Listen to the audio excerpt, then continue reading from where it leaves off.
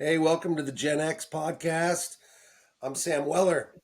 Tom Diebold here, and joining us for this episode is um, a friend of mine from high school that I've known for a long time. And Sam and I were talking about the idea of what we were going to do for the second episode, and Star Wars came up, and right away I thought no better person to talk about this subject with than my man Sean Branson. Thank you. Thank you. Thank you for Welcome. having me. Hey, thanks for joining us, Sean. Man, you're awesome, dude. We appreciate you taking. We're recording this on a Sunday morning. We're all coffeeed up. Yes. Appreciate you taking some time out to do this. Well, let's dive right in. We asked our guest in week one about their. We covered the rock band Kiss in week one, and we asked him about his Kiss origin story. My Star Wars origin story is I went. I guess what correct me if I'm wrong, Sean. It came out May 25th, 1977, the original Correct. film. Yep. I saw it in St. Louis Park, Minnesota. I would have been 10 at the time, and it was life altering. I mean, I unexpectedly I went. I knew it was like everybody was talking about it, kind of in the same way everybody was talking about Kiss at that time. Yeah. But I did not know what I was in store for when I went to that movie theater and saw that. So let's hear what your Star Wars origin stories are before we move into the topic at hand. All right. Shoot, Tom, you want Sean. to go first? No, go ahead. Or you want me to Yeah, you go? go. I first saw Star Wars in New York City in 1977, and when I was visiting my aunt who lived in New York, and when I went, again, like Sam, it was life altering. It was nothing that I'd ever seen before. I'd been a Star Trek fan before that, but I was a kid, and cool spaceships and everything. But when Star Wars came out, it was like nothing anybody had ever seen, right?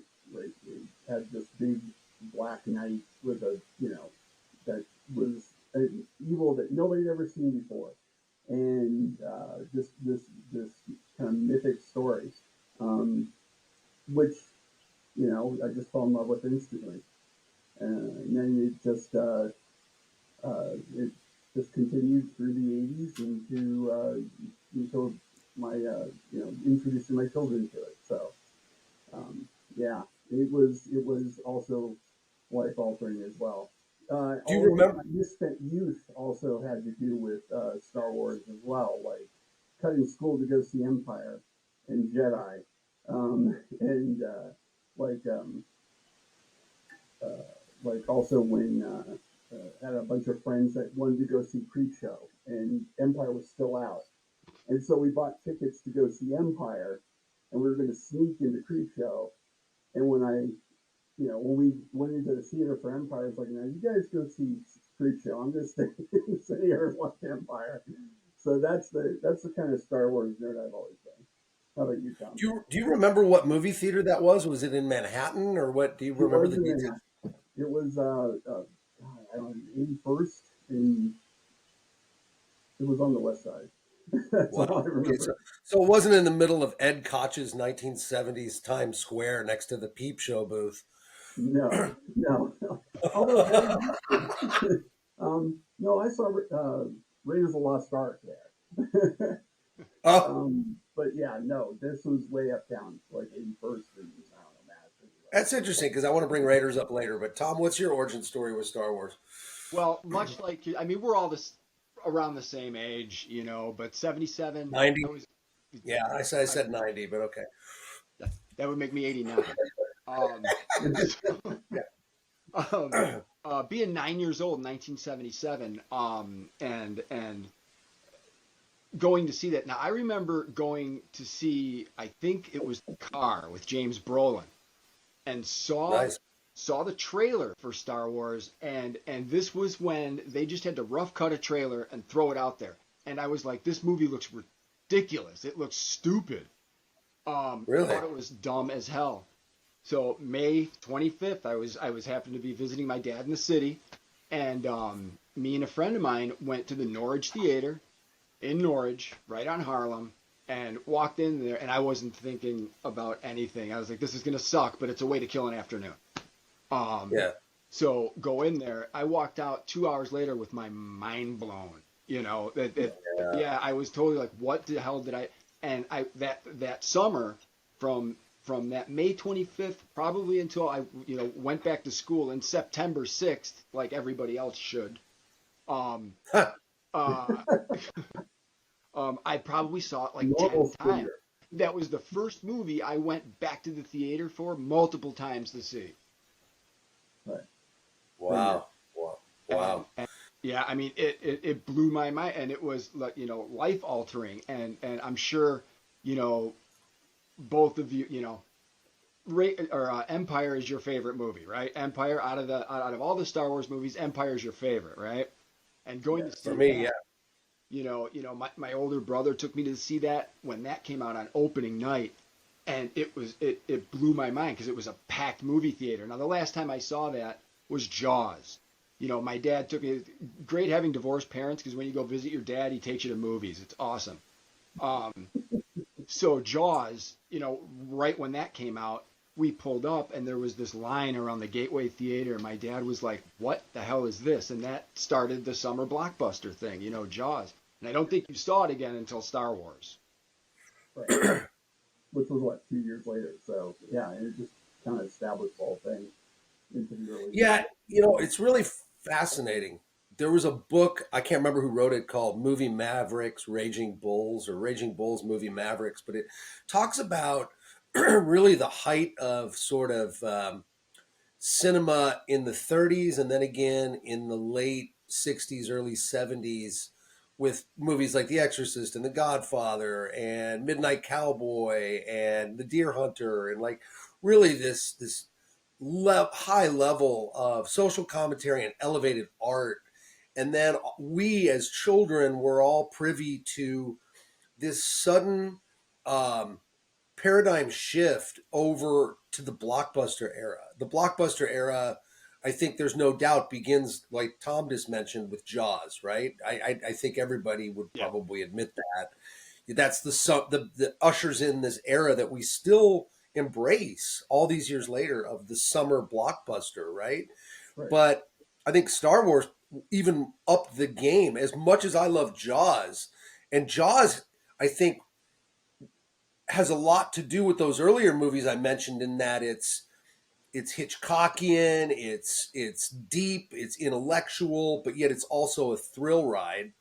Um, but the pure special effects driven hero's journey narrative summer blockbuster begins. I think, I don't know whether you guys agree, but it seems like Yeah. it begins with Star Wars: A New Hope, Episode It's 4. it's the mythology of our generation, right?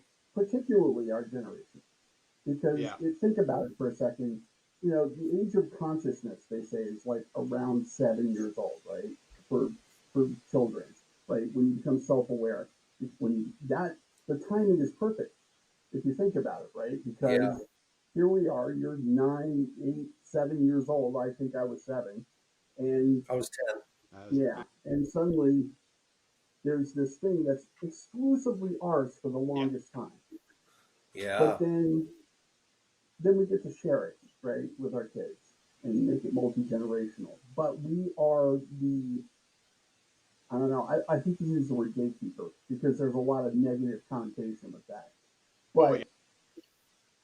But we are we this is ours. Star Wars is ours, right? In our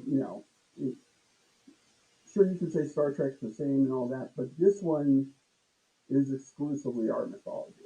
I feel. For sure. Um, And but for um, but yeah, but I agree with you in terms of like the whole Joseph Campbell, because that was a major influence on George Lucas, was Joseph Yeah. Campbell, Hero of Thousand Faces, and Kurosawa and all that was all major factors into this mythology. So, but yeah, absolutely, it was definitely definitely I agree with that. perfect timing. Perfect timing is the way to put it. Yeah, you know. it wasn't. It came at a time when when we were kind of adrift. Like, I mean, there was nothing that was particularly, Star Wars or Star Trek had coming on, right? It was in syndication. Everything was in syndication, right? Right. All of the science fiction, and then just pure science fiction awesomeness came out of nowhere, and Yeah. just captivated us for the next 50 years. It's been almost 50 years of Right. Star Wars, believe it or not. So yeah, I mean, yeah, it's definitely a phenomenon that I don't think will ever come Well, again. Star Wars is That that's and, interesting. and oddly enough, Lucas and Spielberg going to film school together, at the same time. They were And pals. right. and Coppola too. Yeah. Yep. Yeah. And I got what Well, his journey is completely completely different yeah, though. that Yeah. Yeah. The Yeah. edge of insanity. well, and a lot of Yeah. people Totally. would say that the 70s with your Scorsese movies, um, all the movies that came out in that time period, Coppola, and then George Lucas and Steven Spielberg, that was like the golden age of cinema, with like the 30s, 40s being the silver age. That's kind of the golden age of cinema when you think about it.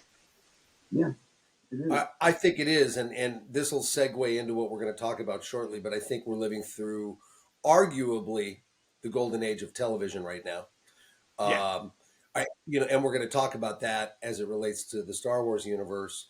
Although, interestingly enough, a lot of television critics would argue that simultaneously the golden age of cinema coincided with the golden age of television, with Mary Tyler Moore, MASH, Archie Bunker, and all of those shows. But I think because of streaming platforms and the creative leeway that they afford uh, to do really any length series you want, any length episodes you want. There's so much freedom in it that it's fostering, I think, a renaissance in television. Absolutely agree. Yeah. Absolutely. Okay, so this is interesting. We all concur that Empire is our favorite film. Out of if we're just going to stick with the nine, if the nine, I would say, yeah, prequels, OG, sequels, and there's the whole extended universe, and you have to get into that kind of to talk about Ahsoka. So, um, yeah, it's huge, but I want to stick with Empire for a minute just to go, stick on Star Wars please, topic. yeah. Sam, didn't you run into Irv Kirshner once? Yeah, I did. It You have was something it was interesting crazy. to say? So I was at an event in LA, and it was a celebration of Ray Bradbury, and it was at a museum in downtown LA or somewhere in West LA, and I took a picture that night with Lonnie Anderson, which be still my beating heart. I mean, Right.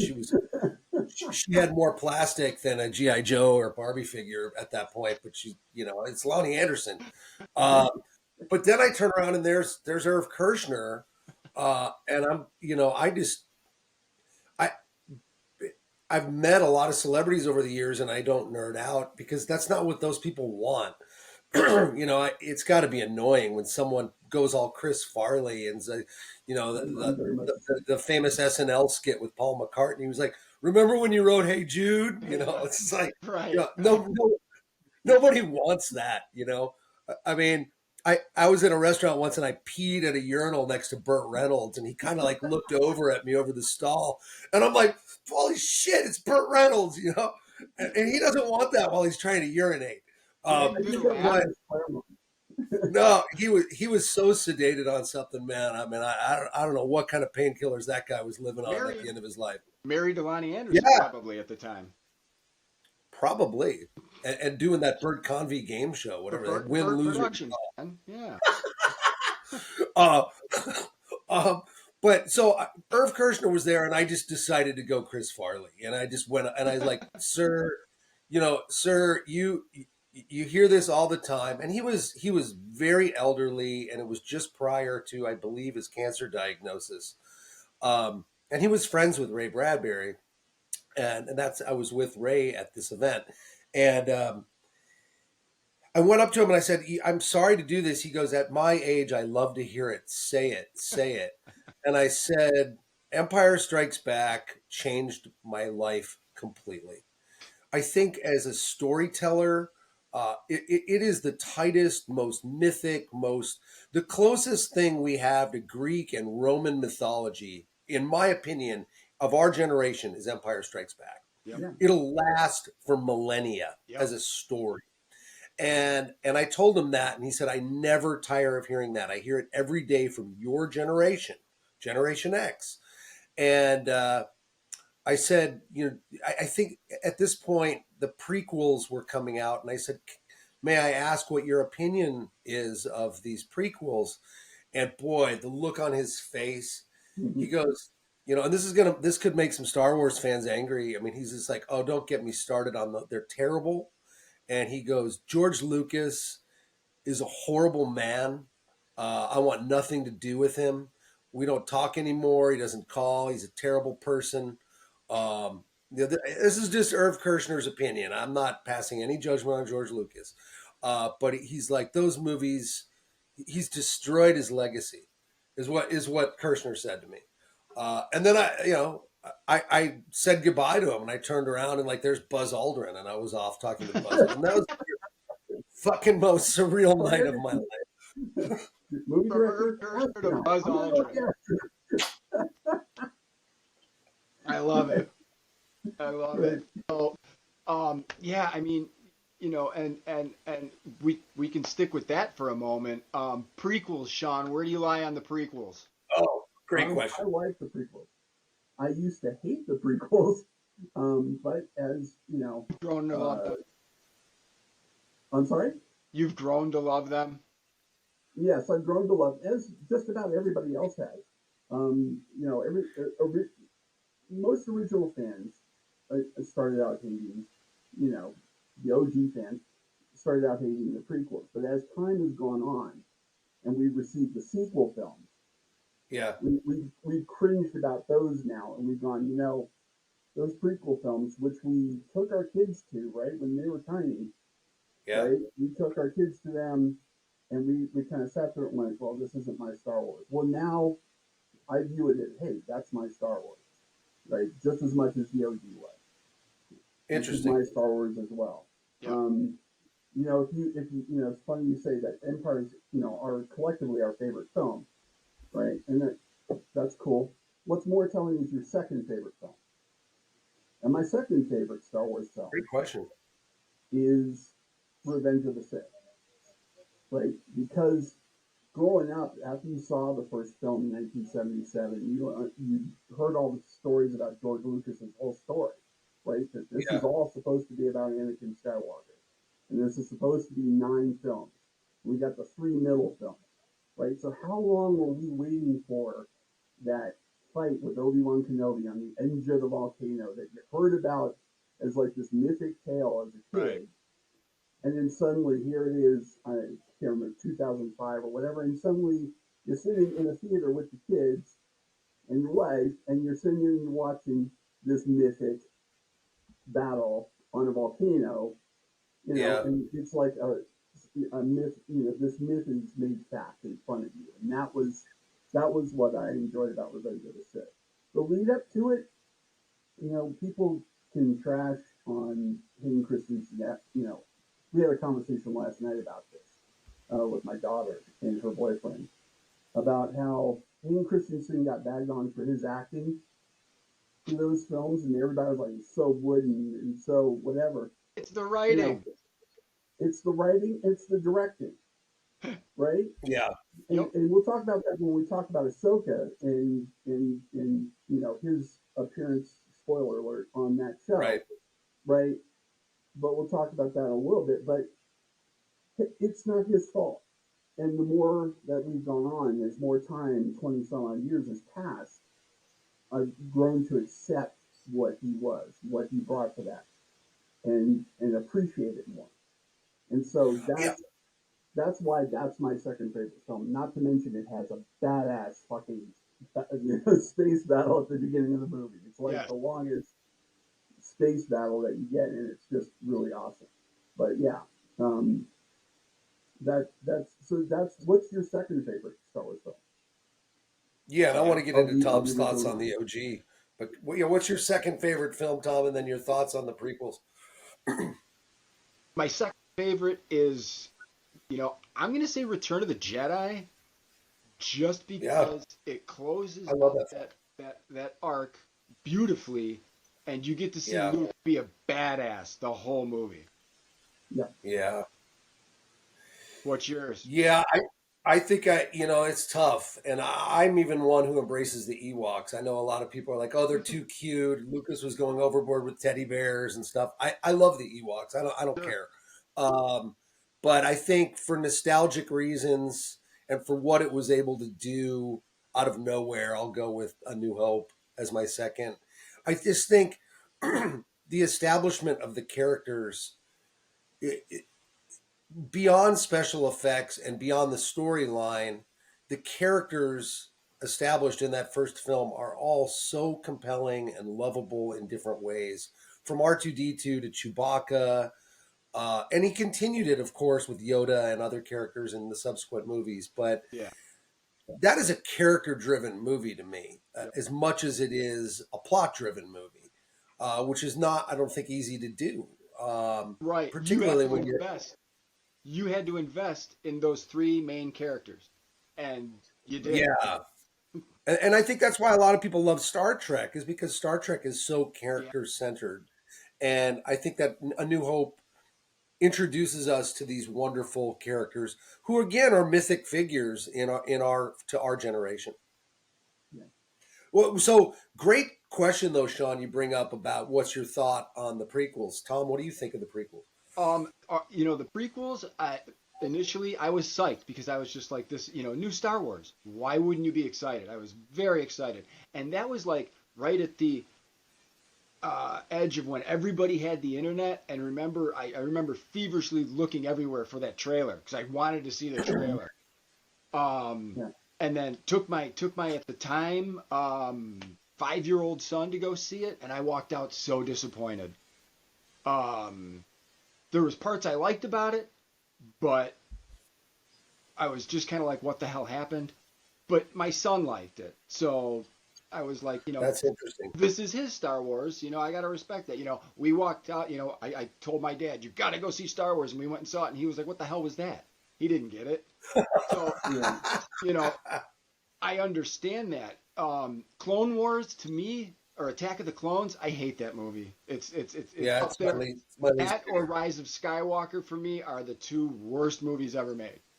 Um, but I like Revenge of the Sith. I like Revenge of the Sith a lot. I recently just rewatched it, and it holds up. The only thing that threw me, and I think I laughed out loud when I saw it, was the Anakin no scene The screaming. Yeah, Vader. yeah, because I had just recently seen an episode of Space Ghost Coast to Coast, and he was Yeah. screaming banjo about like his dead sea monkey, and Yeah.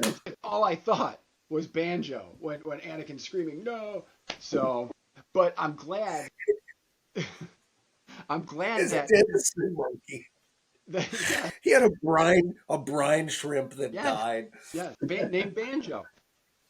Um, but I'm glad you brought that up with Hayden Christensen. I'm glad he's getting Yeah, this second opportunity and he's embracing me it. too. And just to touch on the toxicity again, I'm sorry, but these toxic Star Wars fans ruined Jake Lloyd's life. Yeah. Yeah, You Yeah. know, They did. yeah. Well, ruined and that poor kid's let's life. Yeah. and do we even want to bring up Jar Jar Binks and the actor who did the voice Jar They Jar Binks? redeemed him though, luckily. Ahmed Best got some love. Yeah, yeah. And yeah, in oh god, what was he in? I forget now. He was in Mandalorian, wasn't it? It Yeah. was Obi-Wan, I Oh, was it? wasn't it Obi-Wan? I forget, but he got to play a Jedi Master, and it was cool. Yeah. Yeah, Yeah. yeah. But that goes back to George Lucas' I think writing. they do I more of that. also, I hope they do more of that. well, I walked out of Phantom Menace too, going, why did George Lucas go so stereotypical with like Watto and Newt Gunray? I'm like, this guy who came up with all these awesome characters, this is what he came up with, like a horribly like Italian accented junk salesman, and you know, With And slightly horribly racist. stereotypical Asian trade representatives. Right. yes, Well, I and mean, then yeah, a General part of the Grievous, he, yeah. you know, he gives us a droid with like wheezing problems. I did not understand that. You got to give the guy an inhaler, man. He needs Which, Primatine Mist. which to me, and at the time, Sean, correct me if I'm wrong, but at that time, after Phantom Menace came out, people of our age were kind of like, well, he's going to do what he did with the first three and let somebody else write and direct the next two. And there was people like Quentin Tarantino, Kevin Smith, huge filmmakers at the time. I think David Fincher were being bandied about to do a new Star Wars movie. And he was like, no, I Right. got this. I got this. And it was just the worst mistake possibly made. Well, and I think the reason why he did that is because it's the whole genesis of the whole thing, right? So Yeah, the following 6 movies rest upon what happens in these three. So he was like, I want this to be exactly how I see it. yeah. So anybody else's vision might disturb that, you know. And once he So, completed that, he was like, "Oh, Dave Filoni, calling Dave Filoni, do Yes. the Clone Wars for me." But yeah, so wait, is it historic fact or historical fact that George Lucas initially did indeed have 9 stories plotted out, or oh is yeah, that just a Yeah. legend? nope, that No. is he had the whole thing plotted out. Interesting. Yeah, Yeah, and if you brought up Hayden Christensen and the New York Times when Phantom Menace came out reviewed Phantom Menace and said Hayden Christensen is so wooden he gives puppets a bad name. But if you go back and look at A New Hope, uh, Oh yeah. Luke Luke, there's some cringy Luke moments where my youngest child like whoa, like when he's whining to Uncle Owen. I can't remember the line of dialogue, but it's pretty bad. Um, I want to go to Tashi Station. Yeah. yeah, that one, yeah.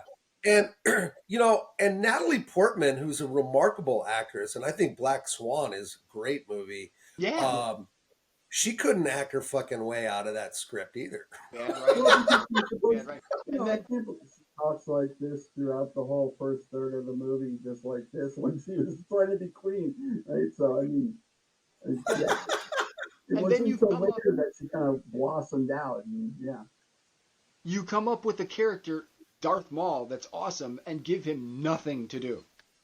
Well, he did that with Boba Fett though, so he's got a history of that. Well, right. Boba Fett worked for some reason. I don't get that. But Darth Maul, he was trying to like capture the whole Darth Vader thing. And if you go back Yeah, and watch Rebels and that yeah. Darth Maul is awesome in those.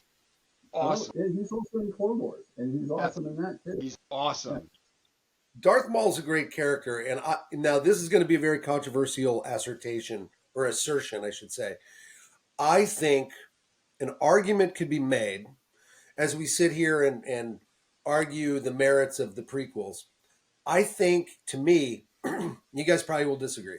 The best lightsaber fight in all 9 movies is the lightsaber fight between Obi-Wan Kenobi, Qui-Gon Jinn, and Darth Maul at Oh the end of yeah. Phantom Menace. Oh That's yeah. my I favorite. completely disagree. With the pairing of the John Williams music, Yeah. that Duel of the music Fates. is, oh my God. That Yeah. I lightsaber fight is completely. fantastic. I think That's the I could best watch that lightsaber lightsaber fight over and over again. Yes. that the best lightsaber fight, in my opinion, is the one Revenge of the Sith. Yeah, Is And it's darn Obi-Wan, good. absolutely the one Revenge of the Sith. Anakin and Obi-Wan. Yeah, Yeah. because that again is the one that makes it all happen, right? That's the Empire and A New Hope through Return is Right. all contingent on this, and they went all out physically, uh, choreographically, Yeah. musically with what is it, the Battle of the Heroes or whatever that piece of music is called, is just in my mind that's there are cringy moments like when they're like on this piece of falling Yes. machinery off this lava fall. Yeah, moments like that, but like the crux of it, like you really get the sense that he wants to kill Obi-Wan on that table, right? He wants Yeah. to cut his head off with the lightsaber. And just be done. And Yeah. there are moments like that in that fight that I think are. Uh, I think the lightsaber fight. I love the lightsaber fight in Phantom Menace. I think it's fantastic. I just Yeah. Yeah. No, I hear you, man. That's a great lightsaber fight. Boy, this is exactly what we want with this program. Is this level of nerddom? Yes. Oh, I can get nerdier than that. Trust me. Oh yeah, yeah. Well, we're All going right. to. We're going Good. to. I think moving forward. Um, Good. so had George Lucas maybe given up a little control, I probably would have been happier. But I don't begrudge them. I've embraced them. I won't watch Attack of the Clones because I just find it ridiculous. Yeah, I do too. But Phantom Menace and Revenge of the Sith, I'm all about. And the sequel trilogies, not gonna lie, you saw that trailer for Force Awakens, you were like, fuck yes, I'm ready to rock. Star Wars is back. Yeah. Han Solo. Yeah. And having the caveat that, okay, you bring me back, kill me because I'm not doing it again. I was like, Right.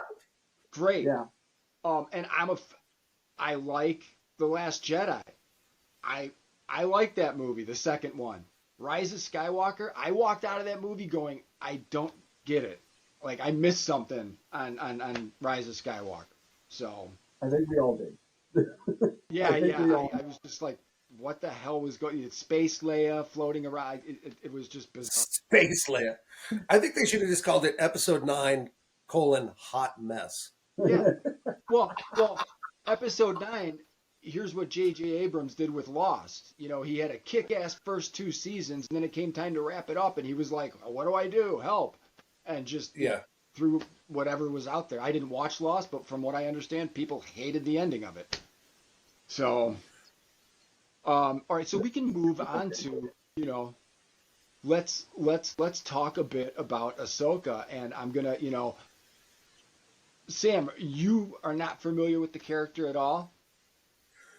No, I've very seldom watched any of the animated stuff, so you guys are going to have the nerd quotient on me on that. So, but that I think it kind of that brings me with a newly minted sort of fresh perspective to just watch the series without a lot of prior knowledge or really none of Clone Wars. I've watched some of Rebels and really loved it, but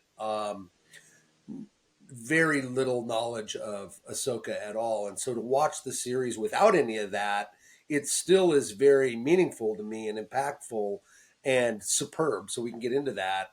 I find it fascinating that Lucas makes episode 4 for $11 million and goes on to sell it to Disney for over $4 billion. That shows you its impact societally and globally. But so I'm glad. Nice segue here. Let's get into Ahsoka, but I think as we talk about it, we could talk about potentially the other series on Disney Plus too. But I know, Tom, you want to focus on Ahsoka because it's really great. So let's go there. Yeah. And me, I'm gonna throw it to Sean here. In a minute, but I was aware of the character, mostly because my younger brother's like, hey, you got to watch Clone Wars, watch Rebels. So I would watch it here and there, and it was cool, But mainly, I played this game for a while called Galaxy of Heroes online, and you had to get the Phoenix Squadron, and the Phoenix Squadron is, everybody minus Ahsoka. She's not part of that, but I was aware of the character. So when she showed up in Mandalorian in that episode of Jedi, I was like, super pumped. I was like, this is really cool. And my wife, having no idea who the character was, fell in love with that character. So, immediately when I saw that in Mandalorian, I'm like, oh, this is great. They're going to give Filoni, license to kind of see this through, and thank all those fans of Clone Wars and Rebels, of the stuff that he's done. So I'm going to throw it to Sean on this, his take on Ahsoka. But were you bummed about Rosario Dawson and not Ashley Eckstein? No. and I'll explain why here in a second. To get on the topic of Ahsoka, it's probably a good idea to give like a basic history of the character. And That's great. so Ahsoka Tano, her name is Ahsoka Tano, and she was the Padawan to Anakin Skywalker in between Attack of the Clones and Revenge of the Sith. Um, she is the race is called Togruta, and she is, she was assigned to Anakin very young and grew up with him, and they had kind of like an older brother, younger sister relationship. Um, she was first introduced in the Clone Wars, and the genesis of the character was initially Lucas wanted to do when he was coming up with Clone Wars with Dave Filoni. He wanted to do Ahsoka as kind of a pirate smuggler character, right? And then, but he also wanted a Padawan for Anakin to explain how he progresses as a character between the two films. Like he's impulsive and a dick in Attack of the Clones, and he's still a dick in Revenge of the Sith, but he's more reserved. He's more, yeah, but he's more focused as a character. So that's what Lucas wanted to have is for him to have a Padawan. So they were just like, why don't we just combine the characters? And so that's how Ahsoka was born. Um, it was initially to kind of connect the kids, he wanted children to watch this, so it was to kind of relate to the children a little more, but it became well more than that. Cool. So she was on for all 7 seasons, and really the story of Clone Wars, if you think about it, was told from the perspective of Ahsoka. It's her POV the entire time. You watch her grow, you watch her develop, you watch her, develop as a Jedi and then leave the Jedi Order for a myriad of reasons. She's the conscience that you don't get from Obi-Wan or Anakin because Obi-Wan's like both of them are so focused on this war, right? This war is now everything. The Jedi, this war is everything. Ahsoka's the character that goes, we're peacekeepers. We're not supposed to be soldiers. We're not supposed to be generals. We're not supposed to be fighting this war. We're the peacekeepers. So why are we fighting? And She's they the became reluctant soldier politicized. throughout the whole thing. I'm sorry? They became politicized, and that's what she was like. What has happened to the Jedi Order? Right. It's That's kind not of like what. the Supreme Court. Yeah, Sorry. Don't even get me started on politics. yeah. It's like Don't Clarence even. Thomas gets his own Star Destroyer. A billionaire gives Clarence Thomas a Star Destroyer to take trips Right. on. Basically true. Oh, Sorry. Used to Supreme Tangent. Court. Yeah, So now going back to Ahsoka. So with that, um, my own personal experience with Ahsoka is the first time I tried to watch Clone Wars, and I did. I did a watch through of Clone Wars. I was the whole time I was like focused on all the story stuff, all the like actual Star Wars, like Anakin, Obi-Wan, that kind of stuff, and I tried to ignore this little annoying brat, right? Um, but then, uh, but then I watched it again. I continued to watch throughs, and what really kind of was a catalyst for me to accepting the character and then loving the character was my daughter. My daughter just absolutely fell in love with Ahsoka. She was Ahsoka this and Ahsoka that for a long time. We got her T-shirts and pop vinyls and all that kind of stuff, and so she really was. I was like, okay, let me try and give this character a chance. And then when I saw you know, who's, really what this person was and what and you start to kind of align with how she thinks. Like, yeah.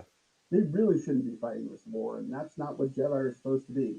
And then she shows up in Rebels, which Rebels is my second favorite Star Wars property of all. Outside of the movies, it's Rebels. Wow. It's pretty great. Um, yeah, and when Yeah, it's great. shows up on that show, and you find out that she's Fulcrum and that she's like a catalyst for the rebellion. Whoa, that was a mind blower to me. So I was absolutely all about that. When I first heard Rosario Dawson was going to do the role, of course, everybody is an Ashley Eckstein fan. She's been doing it forever. I mean, she has her own Ahsoka clothing line. This is her character. But you know what? She saw that Rosario Dawson was going to do it, and she was like, "That's fantastic. I love it." And if she accepted it, who are we to deny it, right? So the first time I saw Ahsoka in The Mandalorian, um, first off, I'm mind blown that we're getting this character, right? I'm geeking out that we're getting Ahsoka, and then she does Yeah. the role, and I love it. I mean, she's this kind of Ronin, samurai without a cause kind of deal going on. Again, very, like the Mandalorian is lone wolf and cub. Well, she fits right in with that. And so yeah, that was when I saw that she was going to do it, I was like, okay, all right. I don't hate Rosario Dawson. I think she's great. So I watched that, and I was just like, yeah, absolutely, we need more of this. And so when I heard they were going to do the Ahsoka show with her, I was just like, I was mind blown. I was Yeah. like, oh, we're getting an actual live action show. And then when they started adding Rebels characters to it, Yeah. I lost my mind. Yeah. I That's all I could talk about was this.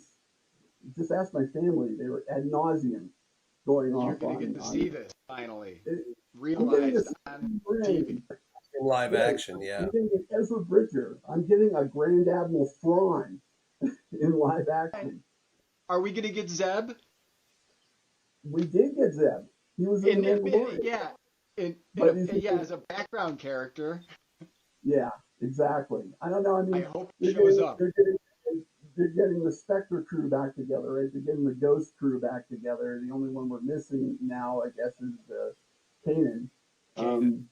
But we're not even going to go there. That's Yeah. a moment for my homie. Um, Right. yeah, he was. When I heard all that was going down, I was like, this is perfect. This is Dave Filoni. So it went from George Lucas is a god, right, to George Lucas is a crotchety old man. Let's not talk about him. To now Dave Filoni is the guy, right? Dave Filoni and John Favreau are the saviors of Star Wars, and I love it. Well, But and I think those two shouldn't have to be mutually exclusive. right, I think they should Right. let Dave Filoni run the franchise. He gets it. right, right. Yeah. Yeah. And people I bag mean, on Kathleen Kennedy. I think Favreau stretched a little thin occasionally. I'm sorry, but I don't know how you feel about the Boba Fett series, but I didn't really care for it, and I love that character. Um, so I agree with you, Tom, that Filoni seems to be the inheritor of the Lucas throne, personally. But He just understands it, and in my opinion, Ahsoka, I like to believe it was him, not like a him George Lucas collaboration. I'd like to think that Filoni kind of came up with that character on his own, and He yeah, did. from what I understand, he has, the say on how that character gets used, like more so than Lucas. So that's his baby.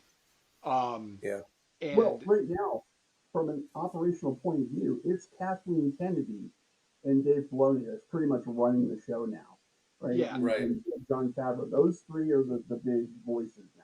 give So Filoni Kathleen Kennedy money, and yeah, but to me, she is the most well written, well rounded character in the entire thing. Her whole yeah, arc and everything, it's the best written character in out of the whole property, in my opinion. I agree. I also think something, and Sean, you mentioned you have a daughter. I have three daughters. Tom's got Two, two. I think it's taken all this time. I mean, really, prior to that, I mean, we've had Leia, Amidala, and Ray, but I think that this series, um, to have so many strong female leads with Sabine, Ahsoka, the Hera. villainous, yeah, I mean, to me, it's about fucking time. Science fiction is supposed to be about forward thinking and the future, and to have to have a narrative finally appealing to women, and have really great female protagonists and antagonists, Yeah. um, is fantastic and long overdue. And these are the best. I would argue. I mean, Leia's fantastic. Leia's fantastic Yeah. for so many reasons, but these are the strongest female leads across the board. I also really like Sabine a lot. Yeah. You wouldn't have any of those characters if it weren't for Leia, right? Leia Right, forever and always will be our princess. She will be our general. She will be the one that led the charge. right, Right? There is no rebellion without Leia Organa. Um, right, and you wouldn't have a Rey. You wouldn't have an Ahsoka. You wouldn't have a Sabine or a Hera Syndulla. You wouldn't have any of those if it weren't for Leia. Right? right. Well, I mean, uh, I think I definitely agree with that. And I think uh, the fact that it's even questioned, that it's even, that the term Mary Sue comes up at all is touches on that toxic fandom. And it is time that, absolutely, it's time that these are some of the best written female characters in all of fiction, definitely all of science fiction, Yeah. right? Um, it took 50 years after the original Star Trek series for them to go back and flesh out Uhura in Strange New Right. Worlds, right? Right. So going back to Star Wars, it's always been the case. We're fleshing out these characters over 50 years. We're giving them more volume, and yeah, that's Ahsoka is definitely a representation of that in my mind. Yeah, and it does it organically. It's not pushing it down your throat. It's Right. not. It's not just forcing representation on it. The representation is just occurring out of the majesty of the stories themselves. Right. Right. Just Agreed. natural. Yeah, Yeah. yeah. Uh, Can I ask what alien race Ahsoka Tano is? She's a Togruta. yeah. Okay. Togruta. Yeah. Which, you know, Not a Twilight. um, Togruta. not a Twilight. O'Hara is a Twilight. Yes. She's Hera's a a Twilight. Togruta. Like Shock T in the prequel films was a Togruta. She's the same Okay. race. Um, Okay. I don't know what planet she's from. I'm a geek, but that's a minutia. I'm not that quite yet. Oh, But we'll hear about that hopefully in the comment sections. You guys, yeah, but there we go. Yay, comments. But yeah, she's and yeah, that's the I love the alien races in Star Wars. So something that was controversial in the Last Jedi was they were expanding the Jedi universe in ways that fandom were saying, "Wait a minute, what is all this stuff? We didn't see this in the first three, and what's happening here?" But it seems like there's expansion going on in Ahsoka, of things we have not ever seen before. For example, correct me if I'm just wrong because I'm not on the level of you guys in Star Wars, Tim, but that in between world where Ahsoka meets Anakin, uh, have we ever been to that spirit world? Yes, we Uh, have. when and where? Do you want me to take this, Tom, or do you want? yeah, you take that one, John. Okay. So uh, in Rebels, we visit the world Okay, between worlds. all right, And so that's why this is, and it is, Filoni himself said it was not supposed to be like a time travel thing or like a plot device. It's just a place where you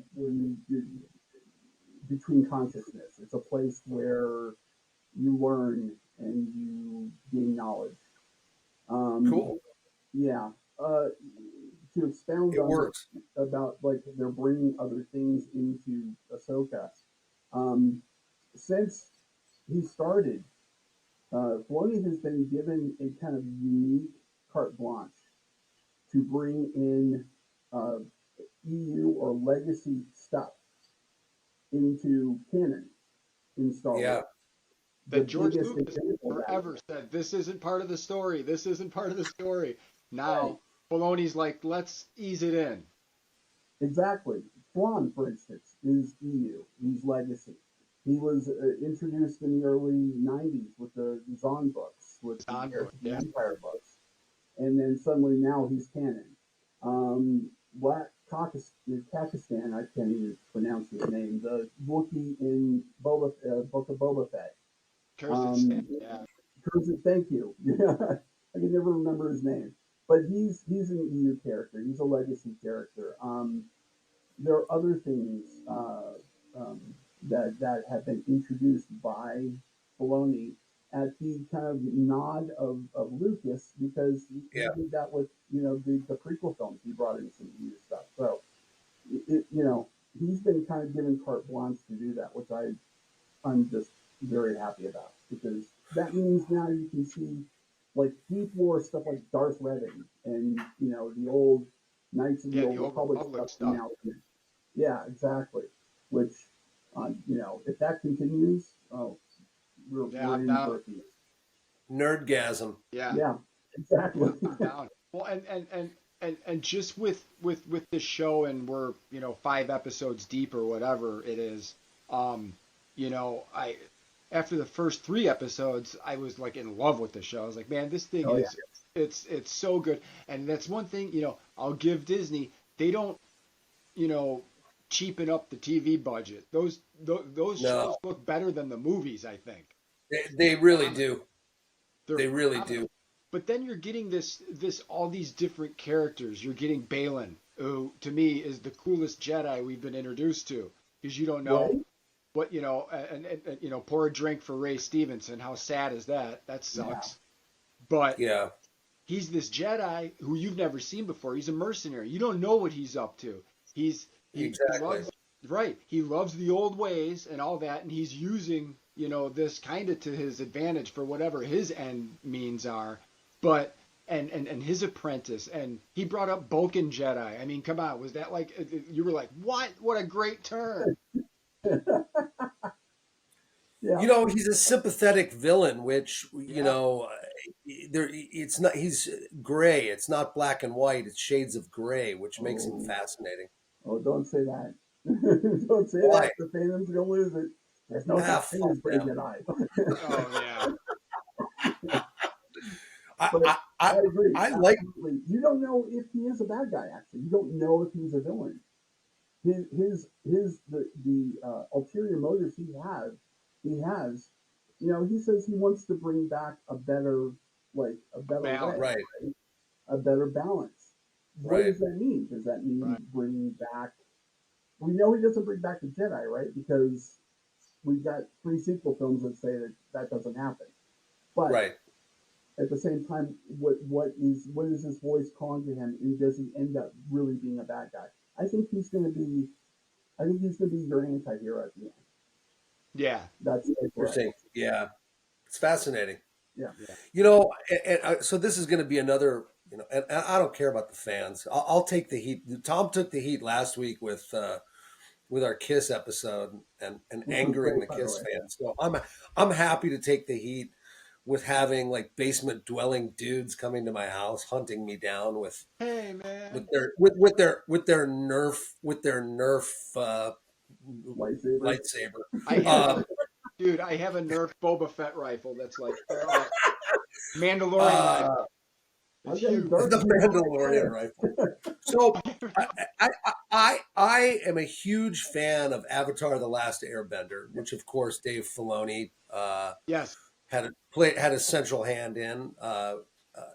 And I love that show, and now you guys are going to likely disagree with this, but I'm going to go out on a limb right now and say the 3 greatest world building universes in fiction, top 3 to me, are the Star Wars universe, Avatar: The Last Airbender, Yeah. and this is super controversial because of Twitter statements, the Harry Potter universe. But it's a remarkable universe, regardless of J.K. Rowling's, repeated verbal stupidity Right. or Twitter stupidity. To me, those are the three greatest universe, but possibly Star Trek too. But I think those three are my favorite. Now, of those three, I will actually go on a limb, and you guys I know are going to disagree with it. I think the greatest universe of all three of those, Star Wars, Harry Potter, Avatar, the greatest is Avatar. It's Personally, I fucking love Avatar: The Last Airbender. And I see a lot of Avatar in Ahsoka. Agree or disagree? Like this, the Star Whales felt Avatar-ish. Mhm. I see connections between Avatar: The Last Airbender. I've watched that series twice, and Ahsoka. Do you guys agree or no? Well, I'm not very familiar with Last Okay, Airbender. My kids are, it's but so fucking good. it is. I I can loved it. I can see the correlations though. I loved Yeah, it. yeah. I mean, even the sort of zen-like, childlike wisdom of the title characters between Aang and Ahsoka, Yeah. as these compelling, wise people. I think what you said about Ahsoka's more compelling than Anakin or Obi-Wan in She's in great. in what she's I think that's spot on. And I love the character of Obi-Wan. Mm-hmm. I mean, if we're gonna go in that direction for a moment, Sean, did you like the Obi-Wan series with Ewan McGregor? I adored it. What did I you think loved of it. that one? I thought it was You loved fantastic. it? I loved it. I thought it was. I I mean, did too. what's not to like about that series? Yeah, You got a baby Princess Leia. I loved Who, it. and I love that little kid, and he's this tortured soul now, like Yep. kind of self exiled to this planet to watch this kid who's the son of your best friend who's tried to kill you. Yep. Like, who's now your most hated enemy, and then you actually end up fighting that hated enemy. Maybe it's not the best lightsaber fight, but texturally, like it was. I mean, it was. I was floored by that fight. And how much we're getting of Darth Vader is just Right, phenomenal. I mean, that right. that is amazing. I mean, that whole that I mean, Vader in that series was. I said to my wife as we was watching this, I was like, "This is the scariest Vader we've ever seen." Yeah, When yeah, when I He's he agree. when what dragging kids through the street, and yeah I agree. when he walked down the middle of the street and was just choking people out, I was like, whoa, this is like snapping people's necks. I'm like, Outstanding. right. The second That most, scene is so good. yeah. I mean, just that whole. This is scary, scary Vader. The second scariest Vader to like say Rogue One, the end of Rogue yeah One. But I'm like I mean, I've had nearly 50 years of this character. This is the first time he's actually scared me. This Yeah. is, right so right I've always thought, hey, that's cool, but now it's scary me. You didn't find him scary in the tail end of Rogue One? oh yeah That I did. Yeah, it was yeah like that, but to me, that was more cool. This yeah in Obi Wan, he was cruel. He yeah was like, this is what a Sith really is, y'all. It's yeah. right surrendering. right This is it. well and I think you're absolutely right too about the casting of the child who plays Leia was absolutely exceptional. That Perfect. kid is so good. It looks like little baby Carrie Fisher and Yeah, acts like baby Carrie Fisher. right. I mean, I mean, outstanding. Personally, I don't know how you the see fandom her felt about that. questioning her in her face. She's all in her face, being evil Inquisitor chick, and Leia's like, "What? What do you got? Yeah, Come on, bring it on." And that was like, yeah that's Leia, 100%. That's Leia. So I was like, that was really cool. yeah well and what I really liked in the Anakin episode of Ahsoka was that you got to because you saw like whiny Anakin in Attack of the Clones and then just pissy Anakin in Revenge of the Sith. You didn't get to see that cool Anakin, that fun side, I guess, of Anakin with Ahsoka in the Clone Wars, and it gave Hayden right. Christensen something to do with that character, and I thought it was great that it was to finally have that depiction of Anakin on screen, because he was Right. always a whiny douche. Yeah. Is he CG'd in this show at all, or does he look that good? He's a vampire.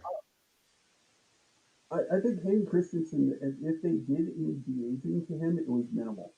It was, Yeah. especially when he was like Darth Vader Anakin, right? Yeah. Without the armor, but like he was coming after her at the end of that. When you Yeah. see him in the lightsaber light, I mean, I don't think they de-aged him at all there. He is really Yeah. that, he looks God, he's like he hasn't ageless. aged in 20 years. And that by the way, that to talk about that was like one of my favorite nuanced scenes when he's like Sith Anakin and he's trying to kill her and then he kind of nods his head down and brings his Yes. head back up and he's the Anakin she knows and loves and he goes, "There's hope for you yet." I Yeah. was like, there are two scenes where you redeem Anakin. There's the one in Yeah. Return of the Jedi, right? When he says, "You saved me," and he dies. And then there's I that. love that scene. Yeah, I love that scene too. That's one of my favorite scenes. Me Yep. too. With Luke. It's funny. I watched something just recently where they say that you know between Ahsoka and Luke, everybody who's a fan of Clone Wars and Ahsoka Tano in general wanted her to save Anakin to some degree, Right. but Lucas was adamant that there's only one person that can save Anakin Skywalker, and that's Luke. Yeah. It has to be his son because it's his only living connection. He doesn't know that Leia is his daughter, right? But he Mhm. knows all along that Luke is his son, and that Luke is his like last living connection to Padme, and Right. that's how he redeems is that through Luke. And Right. so this is kind of this that scene in Ahsoka in the World Between Worlds where they connect and he does that. That's also the nod to the fandom saying, "Here you go. This is Ahsoka saving Anakin just a little bit by saving herself." And Right. yeah, And you're also seeing the conflict within him there, as you said, with his Yeah. bow and this sort of yin and yang of the Sith versus the Jedi that's occurring within his soul, duality. um, which I don't think was ever his transformation, as great as it is in the third prequel. Um, I feel like the motivation behind his transformation to pure evil was never articulated fully enough for me, and I think that scene you're signaling out right now in Ahsoka shows that better than we've seen before. I agree. That inner conflict with within the character. Right. I mean, if you think about it, the reason why Anakin becomes Darth Vader, right? Why he goes to Palpatine is because Palpatine says, "I have the power to banish death," right? So that means that even Anakin becomes Darth Vader out of love, if you think Right. about it. He doesn't want Padme to die. He doesn't want anybody he loves to die. And so, by extension, with the Clone Wars, he doesn't want Ahsoka to die, right? He wants that power to keep everybody alive, right? So that's you get that sense in that scene, in that whole episode, if you really think about it, with the flashbacks and everything. Just this, he doesn't. Sure, he's about fighting this war, but he also wants to keep her safe. He wants to keep her alive. You have to learn how to be a soldier if you want to live. Choose to live, and so that, yeah. So, Sorry, okay, this is going to be a really stupid question sure. that someone who's just not on the level of you guys. I'm just going to ask it. Who pays for all these fucking star destroyers? Where do they get the money? Like Thrawn's got one out there. Like who pays for all this shit? Where's the money come from? The Emperor, he's got dollar bills. Yeah. Yeah. Empire credits, man. Empire Empire credits. credits. So Well, wait, and so I the love Emperor. and I love in Go that ahead. Thrawn scene he's been banished to which after this I have to ask Sean, like, message me, hey, I learned something, so I have to find this out. Yeah, yeah. He got banished to this other galaxy, and I love that you see it, and his star destroyers kind of like beat up, like it's in Yeah. like up on blocks, and the uniforms are like tattered and ripped, and but he's making the most of it, you know. He's been banished to this galaxy, but he's still trying to keep up the front, you know. It's great. He's going to turn his Star Destroyer into a lowrider, man. It's Yeah, like an yeah, elevate, hydraulics on it. it's awesome. So yeah, Sean, what did you learn about Peridia and the Night Sisters? Good You said question. it was new. You were like, whoa. So right. So I mean, I think again, I think Peridia and Peridia, I think, is the home world of the Dathomirians, of the Night Sisters. Okay, so let me give you a little context here. Darth Maul is a Dathomirian. He's a Zabrak. That's his race. Darth Maul is a Zabrak, and Zabrak come from a planet called Dathomir. And the Night Sisters, the ones that you see in the latest episode, the Three Sisters, come Awesome. from that Dathomir race. Their race is on that planet Dathomir. You see them a lot in Clone Wars. There's a lot of exposition about uh, about the Night Sisters in Clone Wars. In particular, the character of Asajj. I can always say her name. Asajj Ventress, Yes. who is the bald chick, the Sith chick that goes around trying to kill Anakin all the time. Dooku's apprentice. Right. Dooku's apprentice, who was a Night Sister. Um, uh, there's Mother Tamsin and a bunch of other characters that are from this planet. But now we learn that they all came from this planet Peridia, which is, in this other galaxy, which is actually, again, another legacy property brought into, I think they were in a book, The Courtship of Han and Leia, I think it's called. And that's where you learn that, like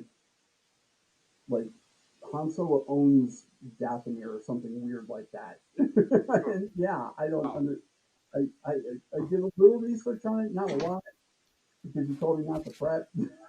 So, but again, it's a property that they actually, or a legacy property that they brought into the show, which I think is fantastic. I think that's great. Do you think we'll see? You think we'll see more Darth Maul, given the fact that he's in the animated shows? Do you think we'll ever see a live action return of Darth Maul, or no? No, Not because he this died timeline. in Rebels. No.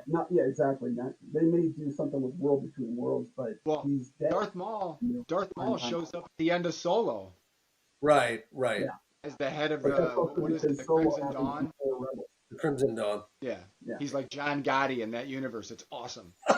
Yeah, He's buried at Meadowlands. So yeah, that whole thing, and going the Night Sisters, man. I hope we get more of the Night Sisters. Yeah, so cool. And to have Morgan Elsbeth played by Diana Inosanto, which Yeah. was brilliant casting. Me, I was like, whose idea was that? That's awesome. That she's Right. this like, and as soon as I saw her, I'm like, she's gonna be a Night Sister, and then of course, bam. You get the tribunal of them in Ahsoka, and I'm like, oh, this is So good. so great. Yeah. They're bringing in the super, if the Force isn't supernatural enough, they're bringing witches, man. right. Yeah, it added a horror element we haven't seen a lot of, to bring in witches into the Star Wars universe is just wickedly cool. Yeah, I Yes. mean, if you're familiar with the actress Claudia Black, she plays the lead sister. She plays the one that, yeah. Claudia Black was in Stargate. She was in I'm Fox. not. Yes. Yeah, she plays that, and I love Claudia Black, so that was a big You deal. know, no, those are great characters, and I hope we see more of them. Although this is an interesting conundrum if you think about it, because I'm trying to think how to articulate this. There's certain things that get brought up in great narratives that are in the margins or are outside the pages that are kind of referenced that almost feel magical because you don't know that much about them. Right. And do you feel, Sean, that if we explore every backstory and every peripheral thing in depth, you kind of take away that magic of your audience filling in the gaps in their imagination? Does that make sense? Yeah. And a great example of that is Star Trek. Um, Yes. I got burnt out of Star Trek for the longest time. I'm a huge Trekkie. I have been since, God, I was 5 years old. So, I mean, but for a long time, I just got burned out. Because they, for a while there, they focused on every little minutia there, Yeah. you know, through, I don't know how many series have they had? And all of them, they've done every storyline. They focused on every little part of the Klingon Empire and the Romulans, and it just got kind of Too much. repetitive after a while. So that, so focusing, that kind of granular focus in the fandom, Yes, I think tends to dilute the fun of it. I Yeah. Um, agree. Well, and sometimes, you know, I mean, I have had epic conversations with my son Connor, um, Uh, about just all sorts of different fandom and talking about like the tiniest little things. And 9 times out of 10, it turns into an argument. So yeah. when you get that granular about fandoms, and again, this is touching on the toxic, which we'll talk about later, but I mean, that's what when that happens, and when you get too granular about canon, is when it becomes a detriment to the fandom. So yeah, I I don't think want every single thing explained to me all the time. Well, exactly. and But my the Night my Sisters are a example of perfect that is when it was announced that Rob Zombie was redoing Halloween, whatever. Um, it was terrible. Ah, Um, and yeah, it and was. I forget if it was the first or the second one, but we got some bullshit backstory on Michael Myers. Like, I just want Michael Myers to be like the embodiment of evil. I don't need his hillbilly, dirty, incestual backstory. I don't need it. I could not have said that any better if I tried. Again, Halloween is one of my big fandoms. I adore Halloween. I always have. I think Yeah, you knew that when we were in school. we're all in agreement. It it was when I saw that Rob Zombie was doing it, I was like, okay. I kind of knew going in. I'm like, uh, Lords of Salem, and I'm not a huge Rob Zombie fan to begin with. So No. Me how is he either. going to fuck up my fandom? And he did. And I Yeah. Don't was fuck like, up my fandom. oh That's a god, bumper sticker right there, man. Don't right. fuck up my fandom. You're right. Exactly. Don't fuck up my fandom. And that's exactly what he did. And so when Bloom started doing these films, I love the 2018 Halloween. I love it. I thought it was great. The other two, don't get me started. But the 2018 one I thought was good because it takes it from the end of the first movie, right? Yes. He falls to the ground and then it gets up and then he disappears. And Right. then where has he been? Right? He's been in this prison and he's been locked up and he's in this prison and I'm like, okay, yeah, I'm cool with that. Halloween 2 didn't happen, even though I love Halloween 2.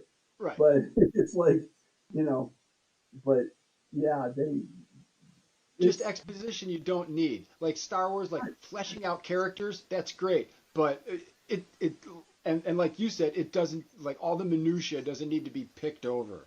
You know, right, exactly. For Mystery is instance, good. right, Mystery is great. Leave some things in the margins. Yeah. exactly. The Night Sisters, they never completely explain what that is about. Are they Sith? Is it dark side magic? What is it? It's just green Right. magic. You know Right. what? If they leave that alone, I'll be happy. Don't explain it. That Just let that's the Night something that I Sisters. really admire about Harry Potter is that she doesn't explore everything. We know there's other Hogwartsian institutions around this world, but we only see them once at that try tournament, whatever the hell it's called. But Right, we don't go to those schools and do a whole series on them. So right. I think the mystery, as Tom said, is very important. Yes. Yeah, Yes. you gotta Absolutely. leave some mystery to it. And like I said before, Star Trek didn't do that. Right. It got granular. A great fandom that doesn't do that explains some stuff, but kind of leaves the humor and the fun in it is the Stargate franchise, right? Yeah. It does a lot of it does a lot of explaining of who the different villains are, but they don't get like really into the minutia of things. They're just like kind of a half-assed explanation and just have fun. That's Right. kind of why I Right. like Stargate too.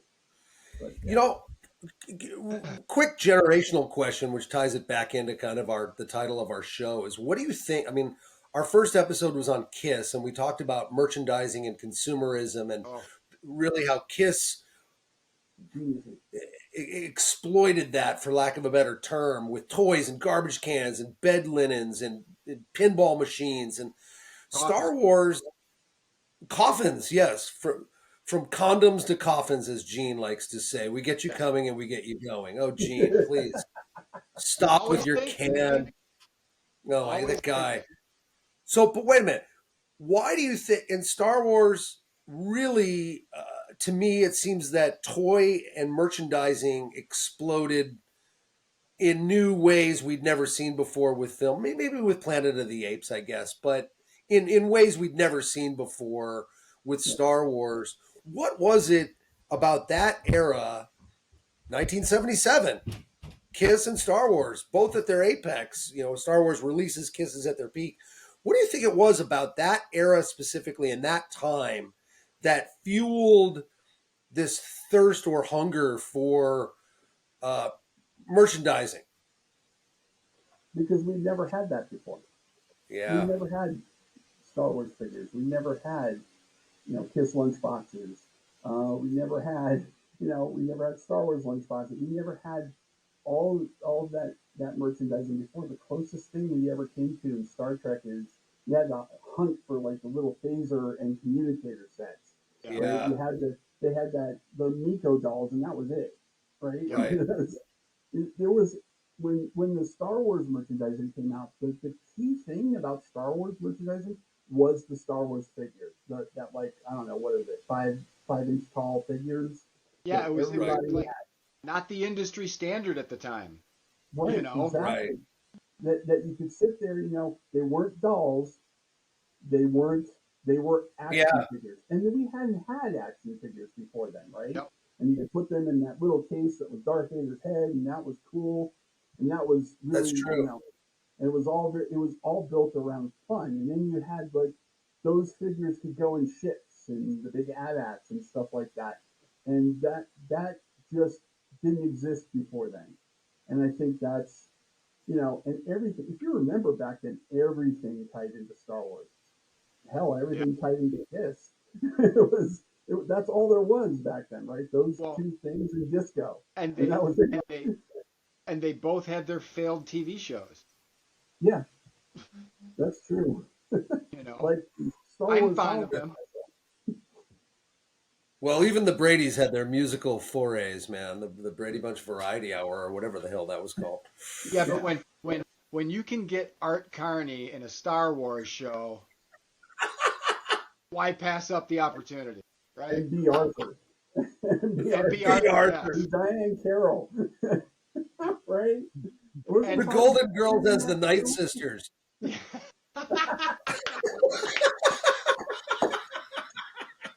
I love They could do that. an episode. Exactly. That's a new Yeah, meme. I have that on disc somewhere, the holiday special, and it's just as cringeworthy now as it was then. Yeah, Oh my yeah. I god. mean, it's all brutal, but let's just kind of, you know, uh, we all like Ahsoka. We're all fans, Yeah, and yeah, I hope it keeps going. And like I said originally to my wife, I'm like, this is like a breath of fresh air. I'm yeah. done It with really is. Marvel, I'm out. Outside of Spider-Man movies, I don't care what goes on in that universe. I'm done. Well, It's because terrible. they're Sony. The Spider-Man movies are Sony, right? I mean, I'm with you. Yeah, Well, I but mean, with the Marvel films is that they're going into properties now that it's like people like, huh? Like the well, Eternals. Sam brought up the point that you killed off the Avengers, and Right. now you want people to go see an Ant-Man movie, and it's just it's not. I know there's three Ant-Man movies, but what's next? Well, DC's got Blue Beetle. And out of all their properties, why don't we get an actual Nova movie, something cool? But they even just, to me, Guardians of the Galaxy, I was like, oh my God, somebody did a kick-ass space opera. The second one was fantastic. The third one, I actively hated that movie. I wanted to turn it off so bad, but I kept it going. I mean, not to get off on a different tangent, but the whole Adam Warlock thing. Adam Warlock was created to destroy Thanos. Yeah, he's a great character. And he became like the redheaded kid on Different Strokes when Sam came in. His cousin Oliver. It was stupid. His cousin Oliver. It's exactly true. I mean, his thing was to walk around with this furry thing in his arm, and I'm like, what the fuck is this? Yeah, it was so bad. So bad. Wait, is cousin Oliver the akin to Fonzie jumping the shark? Before, yeah. It's previous. Yeah, it happened before the shark jump. Yeah. Holy shit. Well, they figured remember when they moved Ken? This is fodder for another show. But do you remember when the Bradys had the Kellys move in across the street, the Kelly Rainbow? Yeah. And that was supposed to be a spinoff, and that never, took off. I wonder why. It's Ken Berry, and it was a ridiculous idea. But I bringing this back to Star Wars, I just wonder if there's any way that we could bring the Bradys into the Star Wars universe. You could. Yeah. If you can get Prince Sam the Butcher is a Sith Lord. Well, if you can get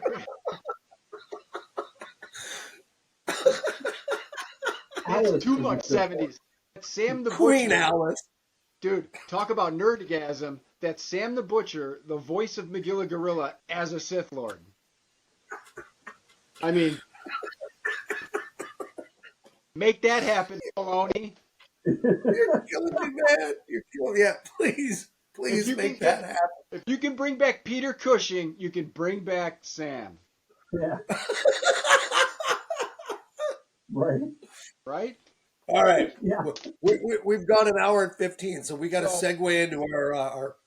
Yeah, we love Ahsoka, and like I started to say, this is a breath of fresh air. It's awesome, and keep it coming. Wait, is it continuing? What's the word? What's the news on it? Is this an ongoing series or is it ending? Well, I mean, we just found Ezra, right? Right. The whole thing is we got to find Ezra, right? So now that we found him, there are only 2 episodes left. There's 7. Right. Right. So I think isn't all this setting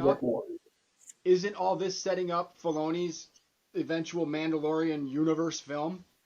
Yeah, exactly. It is. Oh. I mean, it really depends. We'll see how the ratings pan out. We'll see, where finances are with Disney, because Disney's kind of. Oh, I love it. I absolutely love it. Yeah, but I think you will see more of Ahsoka, more of all these people. Well, now that Ron DeSantis is on the board of Disney, maybe he'll start filming some of these.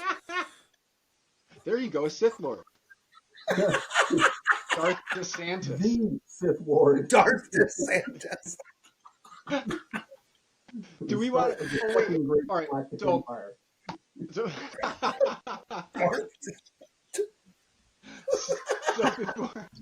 before we go into Mr. Speed, okay. Yeah. We'll let's just touch on our what is now a weekly topic of toxicity.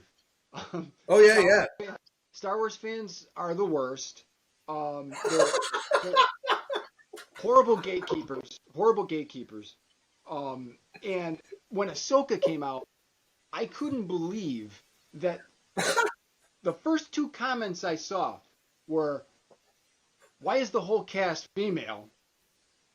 And then somebody piggybacked on that and said, "Yeah, and middle-aged." And then it was this thread of people bitching about the main characters being women and middle-aged women. What is the fucking problem, Sean? Okay. Poor Sean has to defend them. So first off, I try and preach. He's not one of them. Right. I am definitely not a toxic gatekeeper. My thing about Star Wars is, and you've probably seen this on Facebook, Tom, is we are privileged to live in the time of Star Wars, right? This is a privilege. Yeah. And you take a look at the word fan. Fans derive from fanatic. Hmm. Yeah. And fanatics are zealots. That's Um, true. Usually about politics and religion, but in this case, they're zealots about Star Wars. And Yeah. I think a lot of the fandom, there are people like us that can have this kind of open view, this kind of objective view of the fandom. But there are some that grab it with both hands and then claim ownership and proprietary protection of the fandom. Um, and Huh. then what happens is there already pre-existing biases get mixed up in that, right? Yeah. So if you're a little misogynistic, you're going to have a problem with an all-female cast, Yeah. right? And you're going to explain, and you're going to, and why is this happening? As if their voices have any influence on the people that make this stuff, right?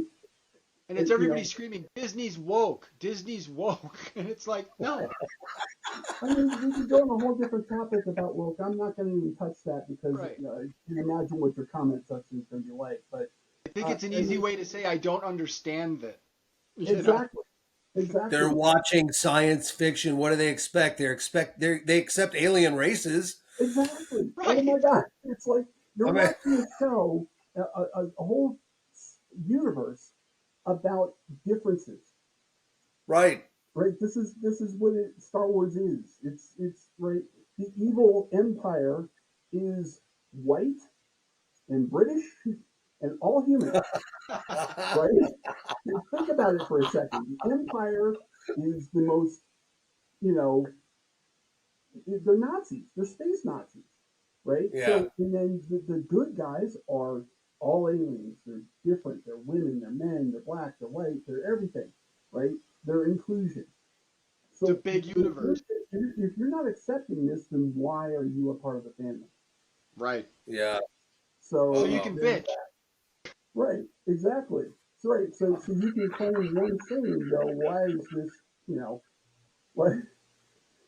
Go ahead. I just don't understand it, you know. And it's like I said with Kiss, Star Wars fans were Sean. When we met, I was like, oh cool, he likes Star Wars and comic books, you know, and that's how we connected. You were But I like, have yeah, horrible taste in music, yes. and you changed that.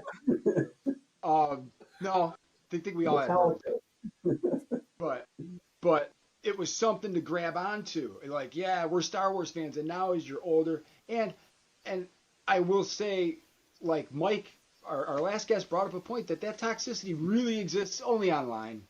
It's you don't get this at Star Wars conventions. You're not at Disney at Star Wars World, and you're wearing a Mace Windu costume, and somebody, some OG guy's like, oh, that's bullshit.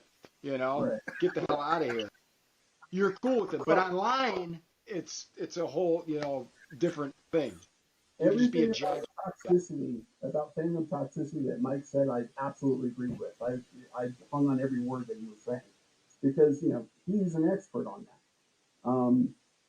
But the thing about the internet, and he's absolutely right, that didn't exist before the internet because of the Yes, anonymity of the internet. You could have any fucking username and come off and say, That's true. yeah, yeah, and so it gives people open license to go off. You don't see It's those sad. people saying those same things in person to those actors playing those characters. You don't see that. The problem, there's just the what I wish wouldn't happen is those actors taking that to heart. Um, Yeah. I think like there are people that had to shut down their social media It's horrible. because the characters they went on the people started attacking them through their characters and they're like that shouldn't happen. There's no reason for that. Um, that says more about if you're going to do that, find another fandom. Get out of this. I agree. Yeah. Yep. We should all support each other. If your favorite movie happens to be Attack of the Clones, I'm not gonna like disparage you. Right. I'm gonna say good for you. It's like if you go to a Kiss convention and I dress up as Ace Frehley in a hotter than hell costume, and someone else wants to dress up as Paul Stanley from the Asylum tour with neon teddy bear pants. Like I don't give a shit. Go for it, man. I Right. mean, like I don't care. Why do I want to insult you? You're right. They're lurking in the shadows of the internet so they Yeah. can bitch. So I they think it's can just bitch. malignant. It's unhappy people. Well, and it's Right. and I don't know if you guys watch The Sopranos, but Tony Soprano had the perfect word for it. He called his mother a miserable, Italian for just miserable, I guess, and just you bitch because you love to bitch. You Right. know. Yeah. You've done a bit. So So that the moral. This is the moral of our 2 week fandom discussion is that you bitch because you love to bitch. yeah, Right. I think so. And because you I can think do it with so. impunity. Right? We feel Yet we're all here. We're all here because we love things, though. That's like you said. We're blessed to have these things in our generation. right. Yes. Right. And that's why this video podcast exists, right? Is because we love things. We love to Love talk about things. We exactly, love to, exactly. Well, All right, tune in Tom. next week when we talk about the 2024 elections. No, kidding. Oh, no, Matt Gates is our special Oh, guest. yes. no. Yes. Um, Lauren Bower. Lauren Boebert. She's gonna um, feel Tom Time up. we run She's around gonna our feel Tom up while they're watching Beetlejuice oh God. And vaping. and While telling vaping. people to go to church. Oh, I know. I love it. I love. don't That's I get me all love we it. do started in with that. Colorado. We get high and get handies in theaters. We all got to vape in one episode, man. I've never vaped. We'll vape in one episode. Is it? No. Get those. You guys have fun with that. No, Have no, fun no. with that. So, I'm kidding. so should we move on to the Mr. Speed Yeah. round? It's the Mr. Speed round. We're going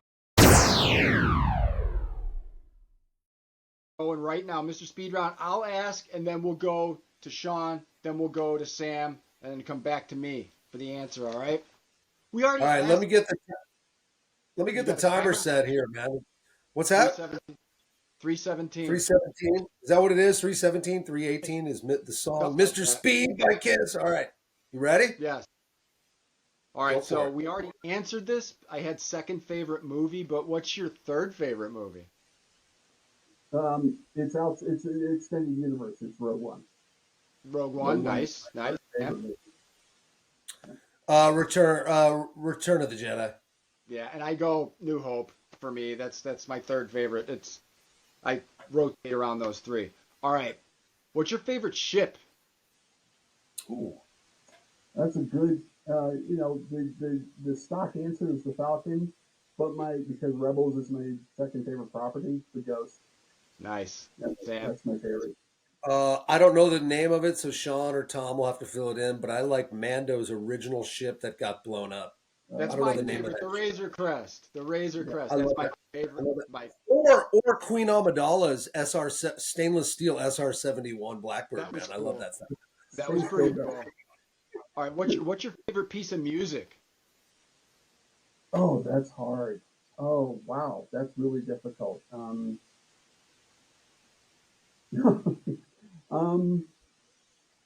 I mean, Duel of Fates is up there, um, but I think that the piece of music um, that is, that plays during the Obi-Wan Anakin battle in Revenge of the Sith is What's probably yours, Tom? That's good. Mine, Leia's theme. Leia's theme ah, to me is the most beautiful piece of music ever written. It's and the wonderful. Force. Yeah. What about you, Sam? Wow. I don't know the title of it, so Sean will have to fill it in. But I mentioned it earlier. It's that operatic music during the lightsaber fight with Obi-Wan and Qui-Gon Jinn and Darth Maul. That's Duel of the Fates. Duel of That's, I Fates. love that. Yes. dun, Damn. dun, dun, dun. Favorite Jedi. Oh, favorite Jedi. Um, oh, geez. Uh, That's probably tough. Obi-Wan. If we're talking just pure Jedi, um, because Ahsoka's not a Jedi, and Anakin becomes not a Jedi. So from beginning to end, it would be Obi-Wan. Nice. Tom. Plo Koon. I think he Wow. he embodies what a Jedi should be from Well, Make it beginning quick. to end. a, He's awesome. a little back history about Plo Koon. He's the one that brings Ahsoka to Anakin. He's Yep. the one that recommends that she get assigned to Anakin. So Oh. All right, Interesting. Sam. I'll make it Obi-Wan. Make it easy. Obi-Wan for sure. Obi-Wan, really? Yeah, All right, love and him. then what's your favorite weapon? lightsaber.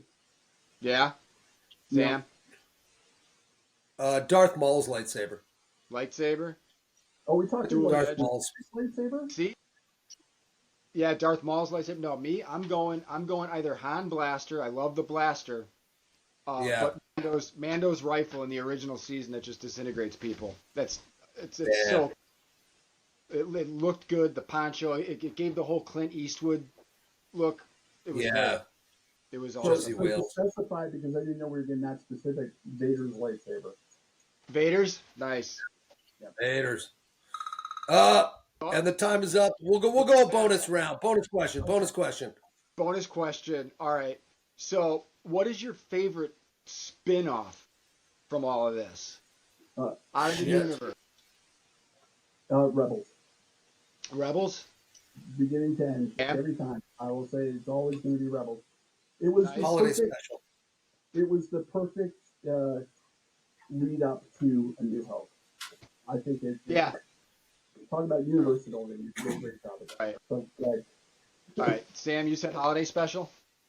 I was joking. I love Mando because I'm a huge Clint Eastwood spaghetti western fan, and it's just got that, particularly Yeah. that first season, it's got that vibe. I love that vibe. Yeah, I wasn't more excited for a show than I was for that show. Yeah. And I The was music's outstanding too. yeah, everything about that first season was great. So Mandalorian was and let that's the setup for all this. That was Disney putting their toe in the water of Yeah. Yeah. TV. Let's try this weekly serial thing out. Yeah. So well, that's awesome, man. Mr. Speed, we're done. All right. Well, that concludes episode 2 of the It Came from Generation X podcast. Sean, we can't thank you enough for bringing your PhD credentials here on the Star Wars universe. I mean, seriously, dude, you could teach like a class at Harvard. Yeah. Thank you for Thanks having for me. being. This was a blast. And we'll have you back for Star Trek. There you go. There's a question, Sean. Star Trek or Star Wars? Star Wars. Pick one. I just did Star Wars. Over Nice. Star Trek every time. Nice. Yeah, we will definitely have you back for Star Trek. For Okay. sure. For sure. Okay. Yeah, I Everything think else, I it's forgot good to more see you, about Star man. Trek than I know, but Right. Well, thanks again. That concludes the episode. Tom, thanks for everything, as always, my partner. All right. And Thanks. Sean, we appreciate your time on this early morning and all of your enthusiasm, passion, knowledge, and love for the Star Wars universe. Thanks for making this episode so special. We're coming away smarter because of you. thank you. Rock on, man. All right, guys. We'll talk Take care, tomorrow. everybody. Enjoy your football. Yeah.